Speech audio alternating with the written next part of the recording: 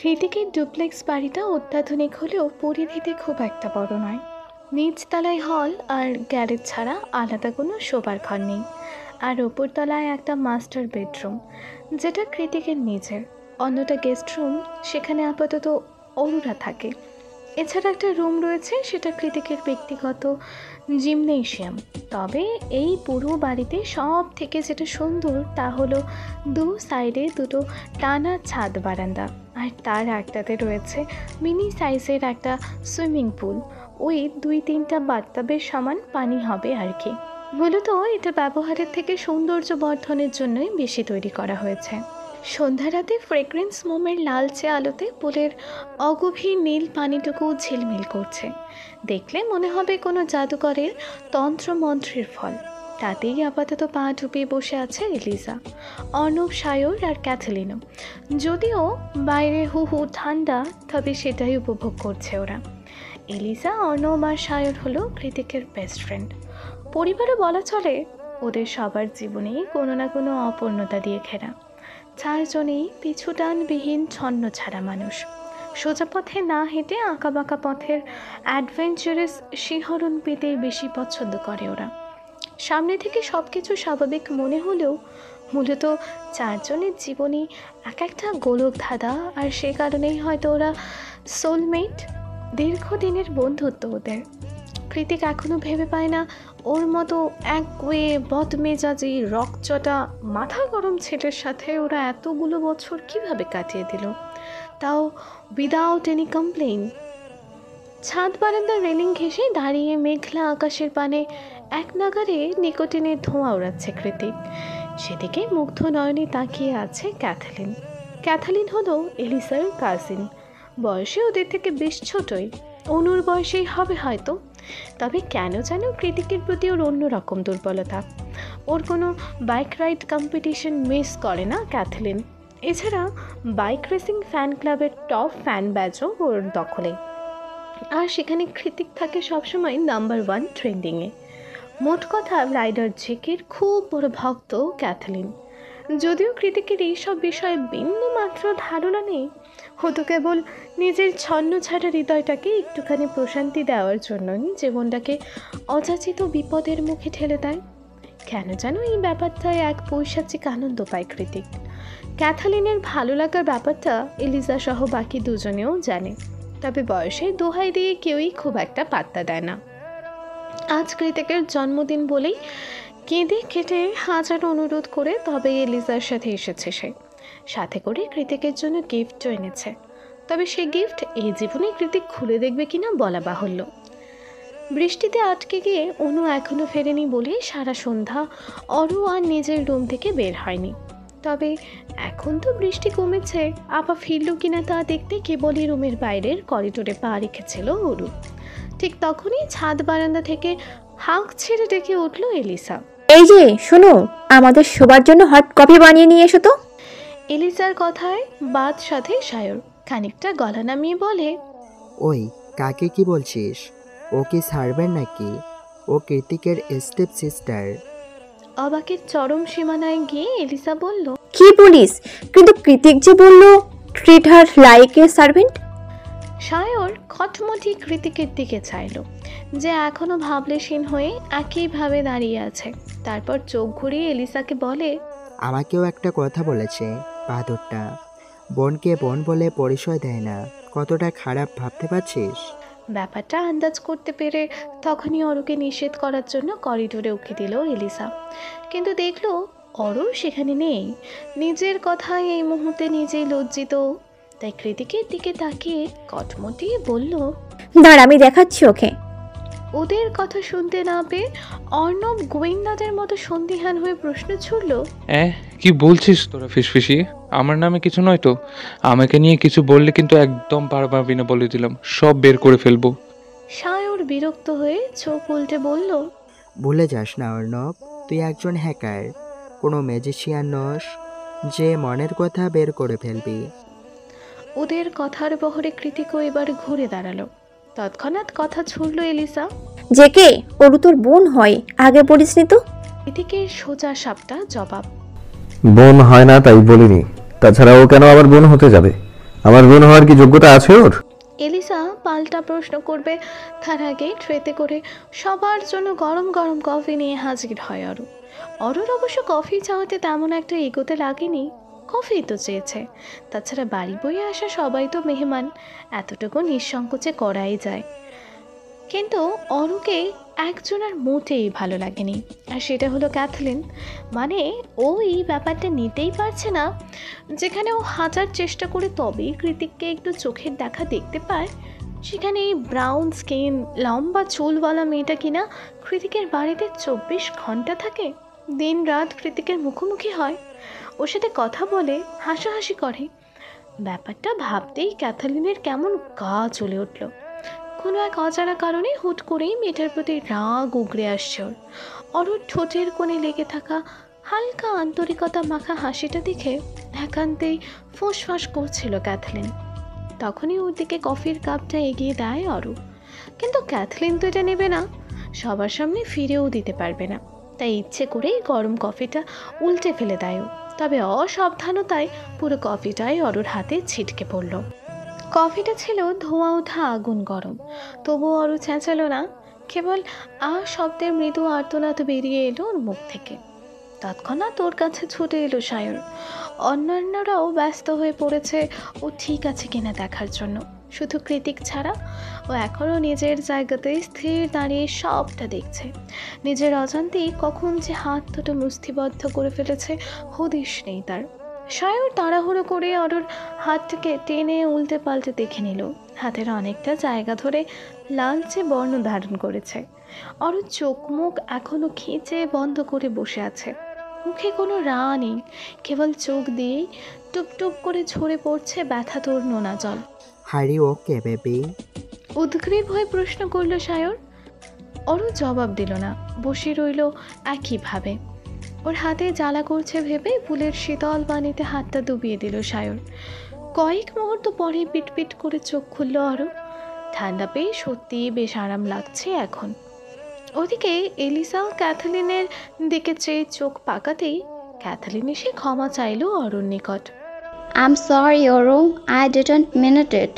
অরুর যে রাগ নেই তেমন না, ও দেখেছে ক্যাথলিন ইচ্ছে করে কফিটা ফেলেছে। মেয়েটার কর্মকাণ্ডে রাগও লাগছে খুব, তবুও সবার সামনে মনুষ্যত্ব আর চাক্ষু লজ্জার খাতিরে বলল, ইটস ওকে। অনেক তো হয়েছে, ওরু ভেতরে যায়, আমি মলম নিয়ে আসছি তোর জন্য। অরুর চোখের দিকে অগ্নিদৃষ্টিতে তাকিয়ে খুব স্বাভাবিক ভঙ্গিতে কথাটা বলল কৃতিক। এই আগুন ছড়া লেলিহান দাবালনের মতো চোখে কোনো মায়া কিংবা কাতরতা ছিল না, অরু নিশ্চিত। তাহলে কি ছিল? হিংস্রতা? কিন্তু কেন? এত ভাবার সময় নেই, যেতে বলেছে চলে যাওয়াটাই উত্তম। শুধু শুধু তাদের কোয়ালিটি টাইমে কাবাব মে হাড্ডি হয়ে গেল। ব্যাপারটা ভেবে লজ্জায় মাথা নিচু করে ছাদ বারান্দা ত্যাগ করে অরু। ওর রুমে পা রেখেছে কি রাখেনি তার আগেই ওর রুমে ঢুকে ধাপ করে দরজা বন্ধ করে দেয় কৃতিক। এর আগে কখনোই এমনটা করেনি ও, তাই এমন হঠাৎ আগমনে ওর একটু ভয় পেল। দু কদম পিছিয়ে পিঠ ঠেকালো শক্ত দেয়ালে। ফুল স্লিভ টি শার্টের দু হাতা উপরে তুলতে তুলতে ধীর পায়ে ওর দিকেই এগিয়ে গেল কৃতিক। অন্ধকারের মধ্যে সামান্য ফ্ল্যাশের আলোয় কৃতিকের ভয়ঙ্কর অগ্নিমূর্তি দেখে ভয় তো ঢোক গেল অরু। গলায় কথা আটকে আসছে, তবুও আমতা আমতা করে রিন রিনিয়ে বলল, কি করছে? ভয় লাগছে আমার। How dare you! একটা কোল্ড আর ডমিনেটিং কণ্ঠস্বর কানে এলো অরুর। অজানা অধিকার বোধ উপচে পড়ছে প্রত্যেকটা শব্দে। কি করেছি? ভয় ভয় শুধায় অরু। কৃতিক এগিয়ে এসে অরুর ছেঁকা লাগা লালচে হাতটা শক্ত করে চেপে ধরল। এবার ভীষণ ব্যথা পেল অরু, ব্যথায় অনেকটা জোরেই চেঁচিয়ে উঠল, লাগছে আমার। কৃতিক থামলো না, ওই হাতটা ধরেই টানতে টানতে ওয়াশরুমে নিয়ে ট্যাপ ছেড়ে দিয়ে শাওয়ার জেল লাগিয়ে ইচ্ছে মতো ঘষতে থাকলো অরুর তকতকে পোড়া হাতটাতে। বিস্ময়, আতঙ্ক আর ব্যথায় জর্জরিত অরুর আপনা আপনি হাত চলে গেল মুখের ওপর। ঠোঁট কামড়ে কান্না আটকে বলল, কি করছেন আপনি? কোনো স্বাভাবিক মানুষ কি এতটা ব্যথা দিতে পারে? খুব মনোযোগ দিয়ে ময়লা পরিষ্কার করার মতোই অরুর হাতটাকে ঘষতে ঘষতে কৃতিক জবাব দেয়, আমি স্বাভাবিক, তোকে কে বললো? একে তো পুড়ে চামড়া নরম হয়ে আছে, তার উপর এতক্ষণ যাবৎ এক নাগারে ঘষা মাজার ফলে হয়তো সেটাও উঠে গিয়ে রক্তাক্ত হয়ে গিয়েছে। তাই তো অরুর কান্না এবার জোয়ার এলো। কাঁদতে কাঁদতে নিচে বসে পড়ল ও। পারছি না, ছাড়ুন দয়া করে, ব্যথা কলিজা ছিঁড়ে যাচ্ছে। এবার কৃতিক ওর হাত ছেড়ে দিল। অতঃপর ফ্যানায় ভর্তি হাতটা দু গালে চেপে ধরে বলল, নেক্সট টাইম এমন করলে শুধু হাত নয়, বাথটাবে ছুঁড়ে ফেলে পুরো শরীর ধুইয়ে তবেই ছাড়বো। আই রিপিট, পুরো শরীর। কান্নারত ওরও বলে, আমি করেছিটা কি? কৃতিক একটা বিরক্তি মাখা হাসি ছুড়ল অরুর পানে। তারপর দাঁতে দাঁত চেপে হিসিয়ে বলল, in future don't dare to touch anyone else. আজ সারা রাতেও হয়তো বিদ্যুৎ আসবে না। না এখনো অরু ফিরেছে। একে তো অনুর জন্য চিন্তায় মাথাটা ফেটে যাচ্ছে, তার উপর সন্ধ্যা রাতের ঘটে যাওয়া অমীমাংসিত ঘটনাগুলো মাথা চাড়া দিয়ে উঠেছে বারংবার। বিছানায় আধা শোয়া হয়ে নিজের ব্যান্ডেজ প্যাঁচানো হাতটার দিকে উদাসীন হয়ে তাকিয়ে আছে অরু। তখন কৃতিক ব্যথা তো দিয়েছিল ঠিকই, আবার নিজে হাতে মলম লাগিয়ে ব্যান্ডেজও করে রেখে গিয়েছে। এই লোকটাকে ঠিক কি বলবে ভেবে পায় না। পাগল নাকি ভিন গ্রহ বাসিন্দা?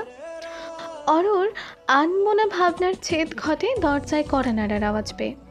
এভাবে অপরিচিতদের মতো নক করায় অবাক হয় অরু।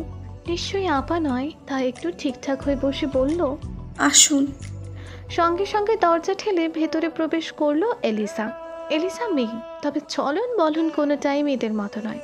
ওর পরনে সেটে আছে কালো স্কিনি প্যান্ট আর ক্রপ টপ, তার উপর শীতের ওভারকোট। ববকাট চুলগুলো গাঢ় বাদামি রঙে রাঙানো, সুন্দর ঠোঁটগুলোতে ম্যাট নিউড শেডের লিপস্টিকের আস্তরণ। এক ঝলক দেখলে মনে হবে মাত্রই টিভি থেকে বেরিয়ে এসেছে সে। এলিজার কৃত্রিম সৌন্দর্যের কাছে অরুর অপার্থিব সৌন্দর্যকে নিছকে সাদা মাটার ফিকে লাগছে। অরুর নিজেরও কেমন যেন সংকোচ বোধ হচ্ছিল, কিন্তু এলিজার সম্মোহনী হাসি আর স্নেহ জড়ানো কণ্ঠস্বরে কয়েক মুহূর্তের মধ্যেই তা উবে গেল। পাছে তৈরি হলো ভিন্ন ধারণা, এলিজা মেয়েটা মোটেই খারাপ না। এলিজার রুমে ঢুকেই প্রথমে অরুর হাতটা সাবধানে উল্টে পাল্টে দেখল, তারপর বলল, ব্যান্ডেজ করার মতো তো অতটাও লাগেনি, তাহলে ব্যান্ডেজ কে করলো? অরুর কথা ঘুরিয়ে বলল, আমি করেছি, যাতে তাড়াতাড়ি কমে যায় ব্যথা। এলিজা শব্দ করে হেসে বলল। তোমার অনেক বুদ্ধি, বুঝেছি।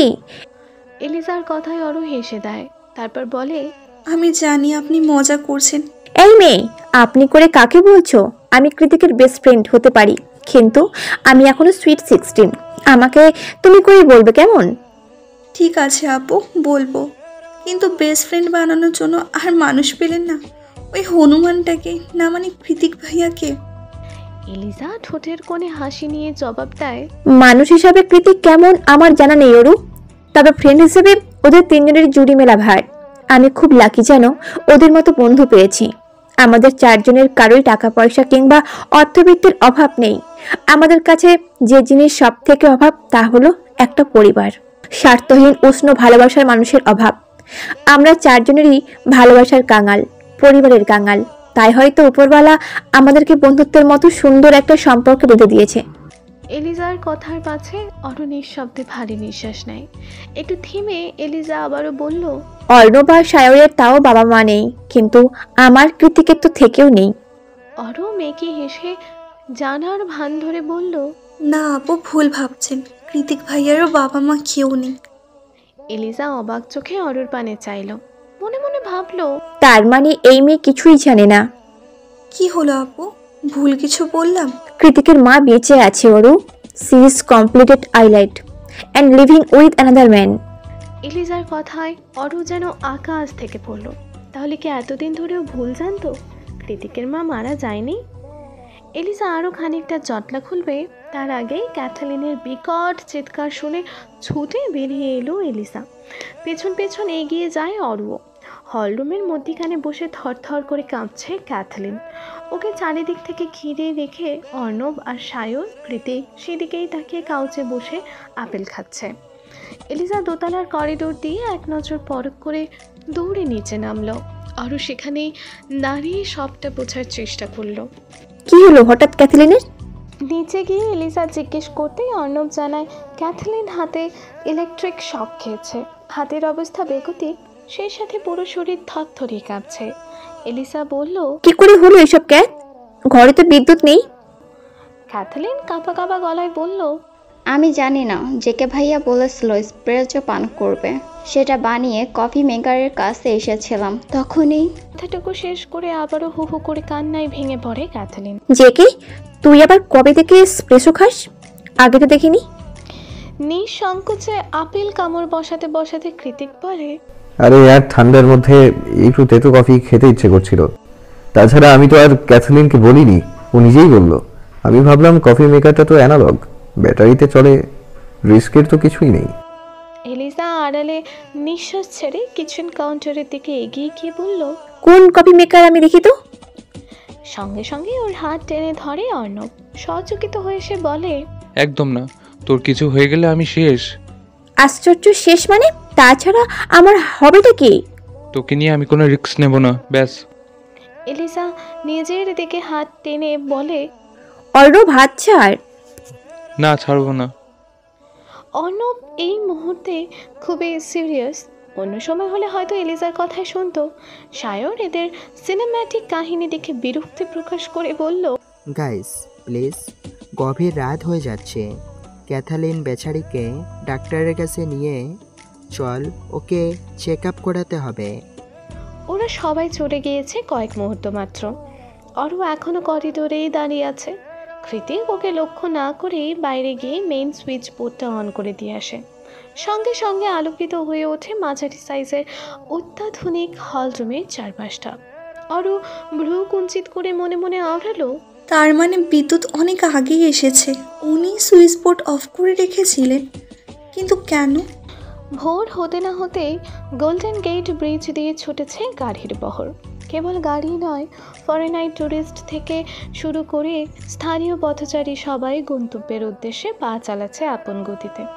সান ফ্রান্সিসকোর ছোট্ট শহরতলি ছাড়িয়ে মূল শহরে পা রাখলেই কেবল মনে হয় যান্ত্রিক গাড়ি ছাড়া মানুষ পায়ে হেঁটেও পথ চলে। এছাড়া জায়গাটা ট্যুরিজম এরিয়া হওয়ায় সর্বক্ষণ লোকে লোকারণ্য হয়ে থাকে। ছাদ খোলা মার্সিডিজে বসে দিকভ্রান্তের মতো এদিক ওদিক তাকিয়ে মানুষ দেখছে অরু, যেন 1000 বছর পরে প্রাণীকুলের দেখা পেল সে। আর এমনটা হবে নাই বা কেন?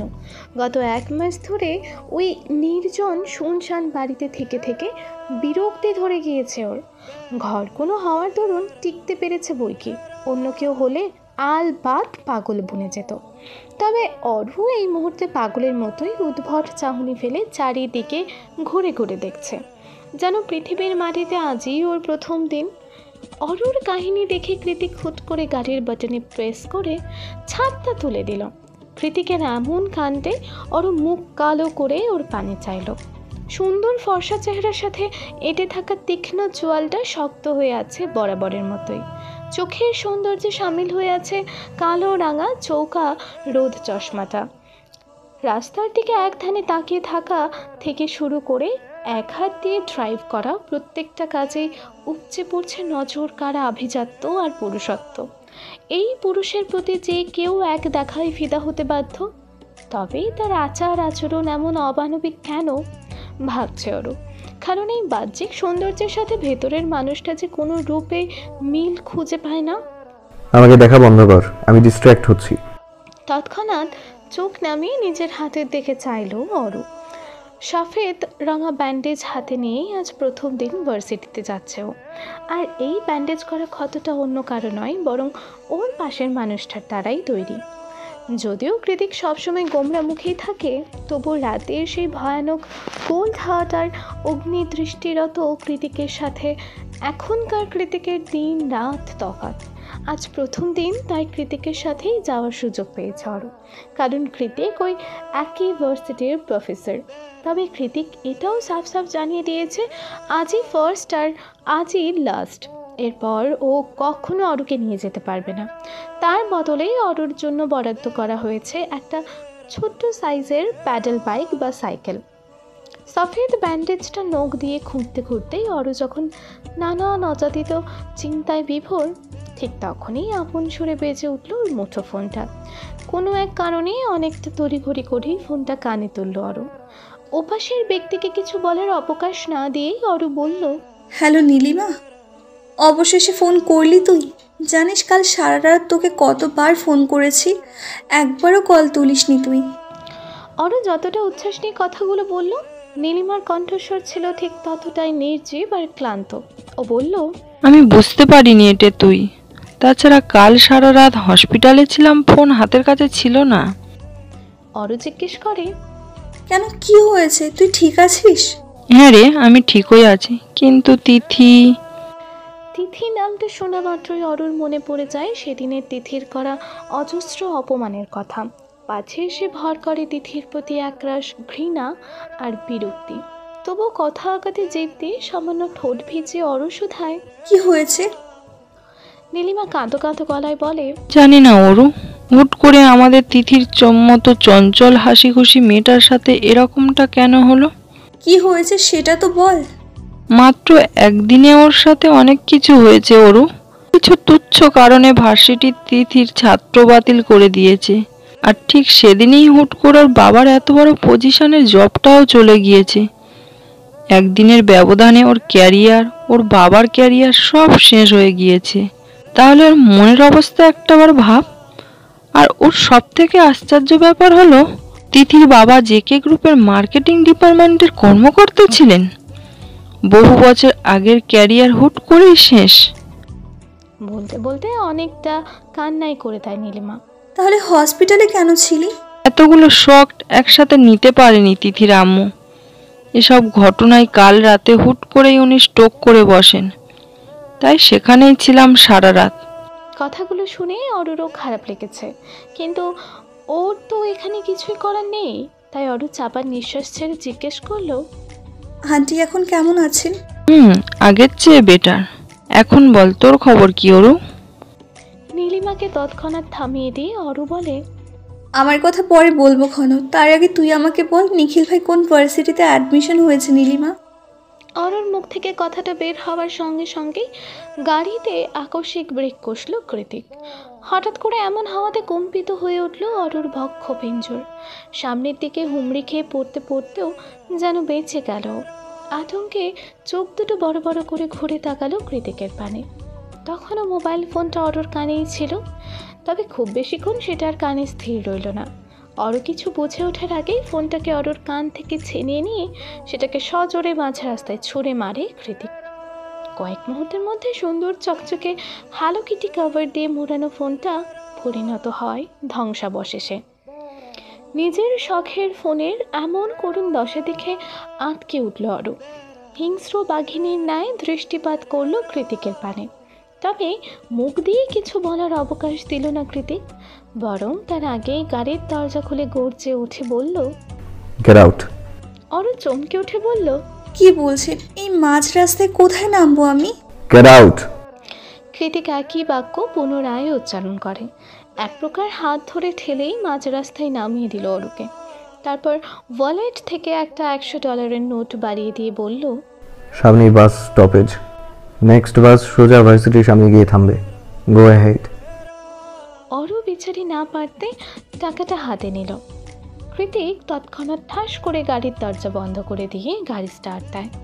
যাওয়ার আগে নিজের শরীরের কালো রঙের কোটটা খুলে জানালা দিয়ে ছুঁড়ে মারে অরুর মুখের ওপর। কোটটাকে উল্টে পাল্টে দেখে কৃতিকের গাড়ির দিকে প্রশ্নসূচক দৃষ্টি নিক্ষেপ করলো অরু। কৃতিক যেতে যেতে লুকিং গ্লাসে তাকিয়ে বলল, হাতে নিয়ে সঙ্গের মতো দাঁড়িয়ে থাকার জন্য দিইনি, গায়ে পড়তে দিয়েছি। ব্যাস এইটুকুই।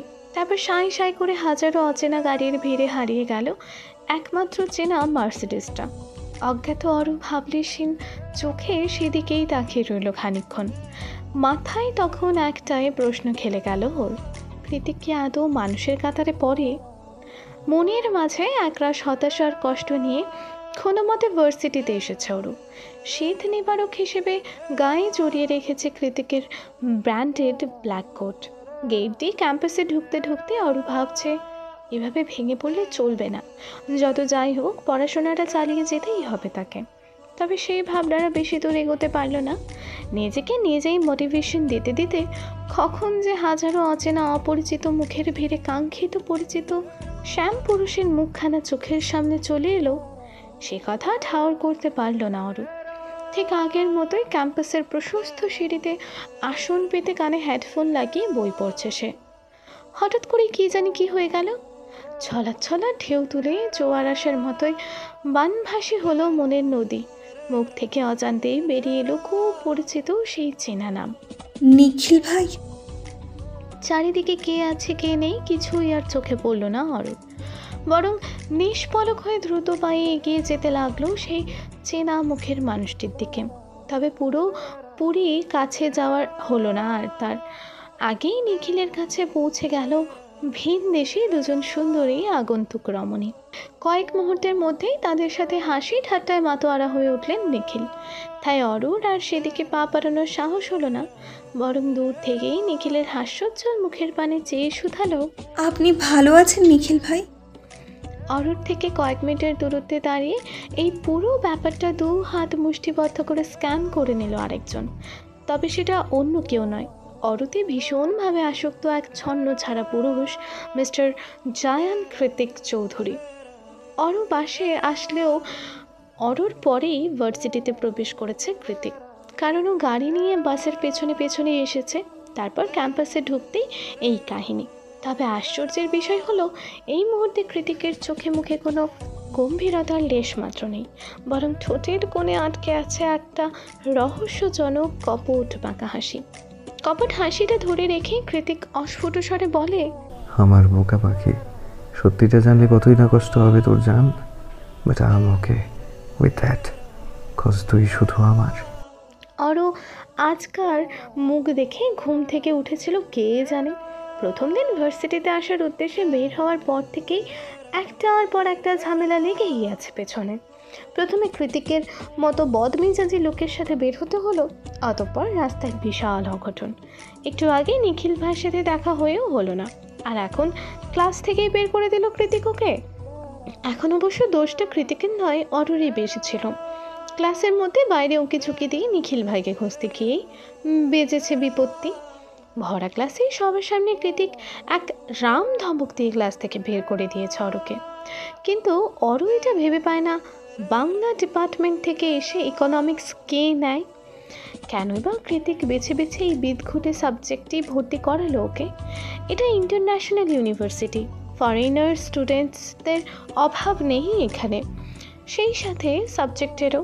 তাহলে ইকোনমিক্সই কেন? এখন তো 3 দিন অন্তর অন্তর মাইক্রো ইকোনমিক্স ক্লাসে কৃতিকের মুখোমুখি হতে হবে, সাথে 1000টা ফ্রি অপমান তো আছেই। ক্লাসের বিপরীত করিডোরের মাঝখানে উঁচু থেকে শুরু করে সবুজ ঘাস অব্দি বিছানো সিঁড়িতে বসে বসে অরুর মনের সাথে মস্তিষ্ক যখন বিশাল দ্বন্দ্বে লিপ্ত, ঠিক তখনই ল্যাপটপ ব্যাগ হাতে আগমন ঘটে নিখিলের। অরুর নাম? পরিচিত কণ্ঠস্বর শুনে হোক চুকিয়ে পেছনে চাইল অরু। দেখলো গালের মাঝে টোল পড়া হাসি মুখ দিয়ে দাঁড়িয়ে আছে নিখিল ভাই। এত দূর এসে বিদেশের মাটিতে নিখিল ভাইকে দেখতে পেয়ে অরুর ভীষণ আনন্দ হলো। ও বসা থেকে উঠে দাঁড়িয়ে 2 কদম এগিয়ে গেল নিখিলের কাছে। তবে আগ বাড়িয়ে কথা বলতে পারলো না, আগের মতো জড়তাটা তা রয়ে গিয়েছে। এবার নিখিলই প্রশ্ন করলো প্রথমে, অরুর তুমি হঠাৎ এখানে? জানো ওই যে দেখছো 3 তলার ল্যাব, ওখান থেকে তোমাকে দেখেই ছুটে এসেছি আমি। বারবার মনে হচ্ছিল আমি ঠিক দেখছি তো। মাত্রাতিরিক্ত খুশিতে অরুর কথা জড়িয়ে যাচ্ছে, তবু খানিকটা কষ্ট করে মিনমিনিয়ে জবাব দিল, জি আমি এখানে ইকোনমিক্স ডিপার্টমেন্টের ফার্স্ট ইয়ার। সঙ্গে সঙ্গে আবারও প্রশ্ন করে নিখিল, আচ্ছা অরুর, তিথি কেমন আছে? ওর ফোন কেন বন্ধ বলতে পারবে? তিথিকে নিয়ে নিখিলের এত বেশি কৌতূহল আর উদ্বেগ দেখে ফাটা বেলুনের মতোই চুপসে গেল অরুর হাস্যোজ্জ্বল মুখটা। অন্যদিকে ক্লাসের বিশাল ঠাই লাগানো জানালার ফাঁক দিয়ে এক পলক ওদের দিকে চাইল কৃতিক। অতঃপর অর্ণবকে কল করে নরম সুরে, একদম সফট টোন যাকে বলে সেভাবেই বলল, আমার ভার্সিটির সিসিটিভি কন্ট্রোল সিস্টেমটা হ্যাক করতে হবে দোস্ত, বেশি না। only for 5 minutes. তিথি সম্বন্ধে কথা বলতে মোটেই আগ্রহী নয় অরু। কেন যেন ভেতর থেকেই আসছে না কোনো কথা। কি বলবে তাহলেও? কিন্তু নিখিল দ্বিতীয়বার আবারও একই প্রশ্ন করলো ওকে। কি হলো অরুর? জানো তিথির সম্বন্ধে কিছু? অরুর মন বলছে, আমি এতদূর কিভাবে আসলাম, কেন আসলাম সেসব কথা আপনার একটাবারও জানতে ইচ্ছে করলো না নিখিল ভাই? তাছাড়া আপনি হঠাৎ তিথিকে নিয়েই বা কেন এত আগ্রহী? হ্যালো অরুর, কি ভাবছো এত? নিখিল হাত নাড়িয়ে ইশারা করতে সম্বিত ফিরে পেল অরু। এদিক ওদিক মাথা নাড়িয়ে কিছু একটা বলতে যাবে, তার আগেই ফোন চলে আসে নিখিলের। ওপাশ থেকে কি বললো কে জানে। নিখিল আর এক মুহূর্তের জন্য দাঁড়ালো না ওখানে, বরং দ্রুত পায়ে ছুটতে লাগলো 3 তলার ল্যাব রুমের উদ্দেশ্যে। অযাচিত অরু পেছন থেকেই ছুটে প্রশ্ন করলো, কেন, কি হয়েছে নিখিল ভাই? Anything wrong? নিখিল যেতে যেতে জবাব দিল, সামহাউ কেমিক্যাল পড়ে গিয়ে আমার সব রিসর্টগুলো পুড়ে গিয়েছে। এমন দুর্ঘটনার কথা শুনে অজান্তেই মুখে হাত চলে গেল অরুর। বিড়বিড়িয়ে নিজেকেই নিজে প্রশ্ন ছুড়ল, আজকে হচ্ছেটা কি এসব? ক্লাস শেষে অরুকে এভাবে থ হয়ে দাঁড়িয়ে থাকতে দেখে ওর কাছে এগিয়ে আসে উজ্জ্বল শ্যামবর্ণের মোটা ফ্রেমের চশমা পরিহিত একটি মেয়ে। কারো উপস্থিতি টের পেয়ে অরু পেছনে চাইলে মেয়েটা হাত বাড়িয়ে বলে, hello, I'm Sayani Mukherjee, I'm from India. দূর দেশে হাজারো সাদা চামড়াওয়ালা বিদেশি মানুষদের ভিড়ে প্রতিবেশী দেশের কাউকে দেখতে পাওয়াটা পাশের বাড়ির প্রতিবেশীর মুখ দেখতে পাওয়ার মতোই অনেকটা। অরুরও সেই রকমই ঠেকল। ও জলদি সায়নীর হাতে হাত মিলিয়ে বলল, আমি আরোরা শেখ, আরু। Oru, how sweet. তারপর আঙুল দিয়ে ইশারা করে সায়নী বলে, চলো ক্যান্টিনে যাই, তোমাকে ভার্সিটি ক্যান্টিনের সবচেয়ে বেস্ট খাবারটা টেস্ট করাবো আজ, লেটস গো। অরু সম্মোহিনী হাসি দিয়ে বলে, আচ্ছা চলো। নরম ঘাসের আস্তরণ মারিয়ে পায়ে পায়ে এগিয়ে যাচ্ছে ওরা দুজন। যেতে যেতে সায়নী শুধায়, আচ্ছা, আজ জেকে স্যার তোমাকে ওভাবে বকলো কেন বলো তো? উনি সাধারণত কারোর সাথেই আনপ্রফেশনাল আচরণ করে না, অ্যাটলিস্ট আমি তো দেখিনি। অরু ঠোঁট উল্টে বলল, কি জানি, তবে মনে মনে বলল, তোমার জেকে স্যারের বকুনি খেয়ে আমার অভ্যেস আছে। সায়নী প্রতি উত্তরে উৎকণ্ঠা নিয়ে বলল, জানো, JK sir is a very good rider. ভার্সিটিতে তাকে যতটা কুল লাগে, বাইক রাইডার জেকে স্যারকে ঠিক ততটাই ডেসপারেট আর ড্যাশিং মনে হয়, যেন আস্ত একটা চকলেট বয়। অরু জানতো যে কৃতিক একজন রাইডার, তবে সেটা মনিটরের ভিডিও গেমসে, কিন্তু বাস্তবেও যে কৃতিক বাইক রাইডিং করে সেটা ওর অজানাই ছিল। তাই চকিতে বলে, কি বলছো তুমি? আমি তো জানতাম না। সায়নী হাত দিয়ে মাছি তাড়ানোর মতো করে বলে, আরে তুমি কি করে জানবে? নতুন এসেছো না? দাঁড়াও, আমার কাছে টিকিট আছে। এই বলে ব্যাগ থেকে 2টা টিকিট বের করে একটা অরুর হাতে ধরিয়ে দিয়ে সায়নী বলল, আগামীকাল ভার্সিটির 100 ইয়ার সেরেমনি, তাই কোনো ক্লাস নেই, সারাদিন কোনো না কোনো প্রোগ্রাম হবে, তারপরের দিনই জেকে স্যারের রাইডিং ম্যাচ। টিকিটটা রাখো, আমি তোমাকে সাথে করে নিয়ে যাব, কেমন? অরু হ্যাঁ না কিছুই বলল না। সায়নী বলার অপেক্ষাও করলো না, অনেকটা অধিকার খাটিয়ে ওর ব্যাগের টিকিটটা ঢুকিয়ে দিল। এদেশে সন্ধ্যা হওয়ার জন্য খুব বেশি সময়ের প্রয়োজন পড়ে না। বিকেল 4টার পরে এমনিতেই সূর্যের হদিশ পাওয়া বাহুল্য। আধারের কালচে আস্তরণে গোধূলির মরা রোদটুকু ঢেকে গিয়েছে বহু আগে। আবছা আধারের মাঝেই ভার্সিটির গেট দিয়ে ধীর গতিতে বের হয়েছে অরু। ওইদিকে গেটের বাইরে গাড়িতে হেলান দিয়ে ছটান দাঁড়িয়ে আছে কৃতিক। আপাতত ঘড়ির দিকে তাকিয়ে অরুর গতিবেগ গণনা করাটাই ওর মোক্ষম কাজ মনে হচ্ছে। অরু যখন একদম সামনে এসে দাঁড়ায়, ঠিক তখনই ঘড়ি থেকে চোখ সরিয়ে কৃতিক বলল, Why so late? অরু জবাব দেয় না, উল্টো অবিশ্বাসের নজরে কৃতিকের মুখশ্রী পরখ করে মনে মনে বলে, এই গোমরা মুখ লোকটা এত মেয়েদের ক্রাশ। সব মেয়েরা রাইডার করে নাচে, কি এমন রাইড করেন উনি? অরুর এমন খুঁটিয়ে খুঁটিয়ে পরখ করা দেখে কৃতিক ভ্রুকুচকে বলল, হোয়াট? অরু লাফিয়ে উঠে দূরত্ব বাড়ালো। কি হলো, দূরে সরে গেলি কেন? কাছে আয়। কাছে কেন আসবো? কৃতিকের নির্লিপ্ত জবাব, আমি আসতে বলেছি তাই আসবি, আয় বলছি। প্রতি উত্তরে অরু কিছু বলবে তখনই গেটের কাছে আগমন ঘটে দ্য ক্রাশ বয় নিখিলের। হাতে সাইকেল নিয়ে দাঁড়িয়ে আছে সে। অরুকে দেখা মাত্রই নিখিল আন্তরিক হেসে বলল, আরে অরুর বাসায় যাবে নাকি? চলো তোমায় এগিয়ে দিচ্ছি আমি। অরু তো খুশিতে বাকরুদ্ধ, এ যেন মেঘ না চাইতেই জল। ও কৃতিকের মুখের দিকে তাকিয়ে মুখ কাঁচুমাচু করে বলল, ইয়ে ভাইয়া আসলে কি? তীরের ছিলার মতো একটা ভ্রু উঁচিয়ে শব্দটা উচ্চারণ করে কৃতিক। অরু বলতে ভয় পাচ্ছে কৃতিককে, তবে এই মুহূর্তে নিখিলের সাথে বাড়ি যাওয়ার মতো এত বড় সুযোগটাও হাতছাড়া করতে চাইছে না মোটেই। তাই বুকের মাঝে অনেকটাই সাহস জুগিয়ে বলল, আমি নিখিল ভাইয়ের সাথে যেতে চাই। Yeah sure. একেবারে এক বলে ছক্কা হাঁকানোর মতোই ভেতরটা ইয়া হো বলে চেঁচিয়ে উঠল অরুর। খুশিতে এখানেই লাফাতে ইচ্ছে হচ্ছিল, কিন্তু সেটা বড্ড বেমানান দেখায়। তাই চুপচাপ গিয়ে সাইকেলের পেছনে উঠে পড়ল। কৃতিক সেদিকে অনুভূতি শূন্য দৃষ্টি নিক্ষেপ করে দাঁড়িয়ে আছে। হাত দিয়ে এমনভাবে নিজের লং হেয়ারগুলোকে ব্যাক ব্রাশ করছে যেন কিছুই হয়নি। Everything is all right. Cycle চলতে শুরু করলে কৃতিক মাটির দিকে তাকিয়ে গুনতে শুরু করলো, 5 4 3 2 1 and 0। সঙ্গে সঙ্গে রাস্তার মাঝখানে ঝনঝন করে কিছু একটা পড়ার শব্দ হলো। তৎক্ষণাৎ ওর ঠোঁটে খেলে গেল অদ্ভুত সেই ক্রূর হাসি। হুট করে সাইকেলের টায়ারটা কিভাবে পাঞ্চার হয়ে গেল বুঝে উঠতে পারল না নিখিল। অবশ্য এই মুহূর্তে সে বোঝার মতো অবস্থাতেও নেই। হাত পা ছিলে ছুলে যা তা অবস্থা হয়ে গিয়েছে। অরু নিজেও অনেকটা ব্যথা পেয়েছে।